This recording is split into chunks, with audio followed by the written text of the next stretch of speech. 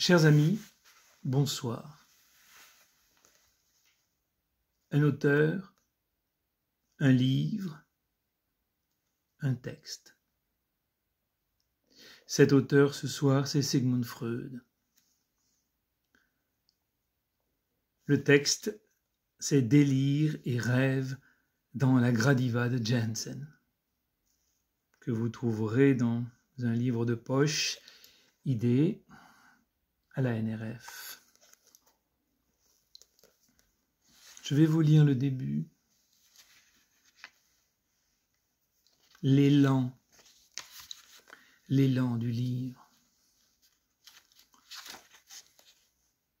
En visitant une des grandes collections romaines d'antiques, Norbert Arnold avait découvert un bas-relief qui l'avait exceptionnellement frappé.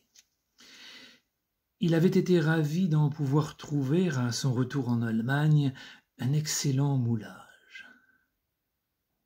Depuis quelques années, celui-ci était accroché en bonne place dans son cabinet de travail, dont les murs étaient presque entièrement tapissés de rayonnages couverts de livres.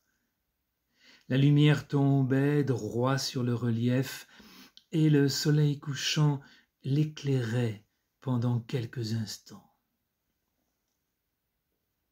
Cette sculpture représentait en pied une femme en marche, à peu près au tiers de sa grandeur naturelle. Elle était jeune, ce n'était plus une enfant, et évidemment pas encore une femme, mais une vierge romaine d'environ 20 ans. Elle ne rappelait en rien les bas-reliefs si fréquents de Vénus, de Diane ou d'autres divinités de l'Olympe, pas plus que Psyché ou qu'une nymphe. Il y avait en elle quelque chose de l'humanité courante, cette expression n'étant pas prise dans un sens défavorable, d'actuel, en quelque sorte, comme si l'artiste, au lieu de jeter, ainsi qu'il l'aurait fait aujourd'hui, un croquis sur une feuille de papier, avait ébauché un modèle de terre glaise, dans la rue, en passant rapidement à côté de la vie même. Le corps était grand et svelte, les cheveux mollement ondulés et presque entièrement couverts par un fichu. Le visage, un peu menu, ne fascinait pas particulièrement, mais il était évident qu'il ne cherchait pas un tel effet. Ses traits fins exprimaient une tranquille indifférence aux événements extérieurs.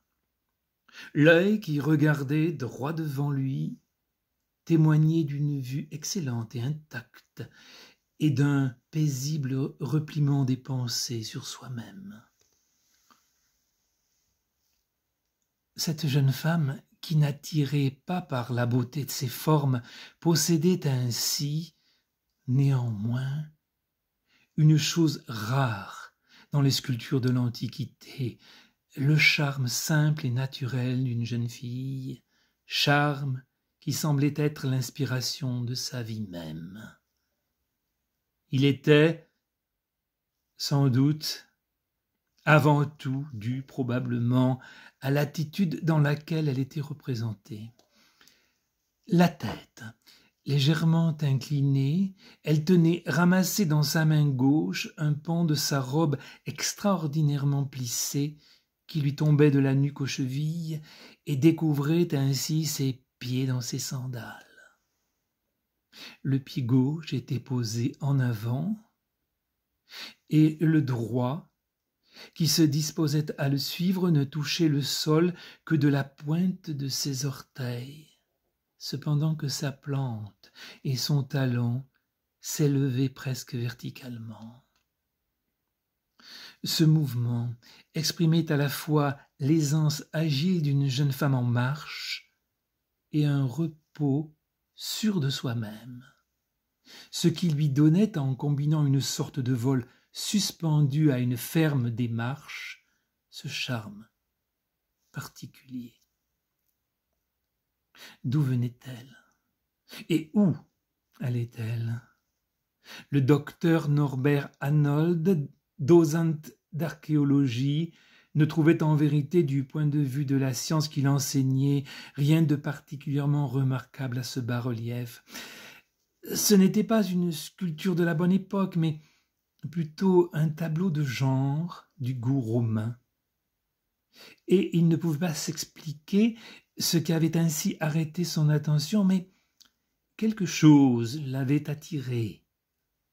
Et il était, depuis le premier instant, resté sous cette impression. Pour désigner cette sculpture, il l'avait nommée pour lui-même Gradiva, celle qui avance.